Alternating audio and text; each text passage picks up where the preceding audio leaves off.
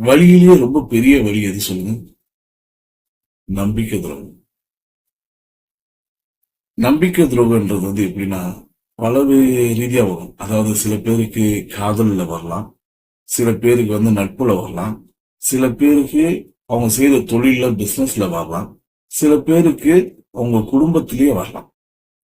இந்த நம்பிக்கை துரோகம்ன்றது ஒரு பெரிய வழி. அந்த வழி அனுபவிக்கிறவங்களை கேட்டா தெரியும் அது எவ்வளவு பெரிய வழின்னு சொல்லுவாங்க. ஏன்னா ஒவ்வொரு நம்பிக்கை துரோகத்துக்கு பின்னாடியும் பெரிய கதை இருக்கும்.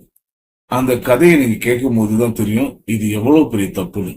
சோ என்ன பொறுத்த வரைக்கும் இருக்கிறதுலயே ரொம்ப கொடுமையான விஷயம் நம்பிக்கை துரோகம் தான். அது நட்பா இருக்கட்டும், அது காதலா இருக்கட்டும், இல்ல குடும்ப வாழ்க்கையா இருக்கட்டும், யாரையும் என்னைக்கும் நம்பிக்கை துரோகம் பண்ணாதீங்க. ஏன்னா அந்த பர்சன் உங்க நம்பிக்கைக்கு பாத்திரமா இருந்திருப்பாங்க. அப்படி இருக்கிற ஒரு மனிதனையோ நீங்க ஏமாத்த பொழுது அது இருக்கிறதுலயே ஒரு பெரிய கொடுமையான தண்டனையா இருக்கும் உங்களுக்கும் அவருக்கும். அதனால மன்னிப்புலயே பெரிய மன்னிப்பு எது தெரியுமா? நம்ம நம்பிக்கை துரோகம் பண்றவங்கள மன்னிக்கிறது. ஆனா அந்த மன்னிக்க தெரிந்த மனிதனிடம் நீங்க நம்பிக்கை துரோகம் பண்றீங்க பாத்தீங்கன்னா அது மன்னிக்கவே முடியாது.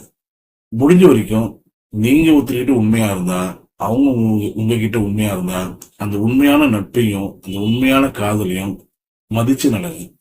அது மூலமா உங்க வாழ்க்கை ரொம்ப அழகா இருக்கும், அற்புதமா இருக்கும், இன்பமா இருக்கும். நன்றி.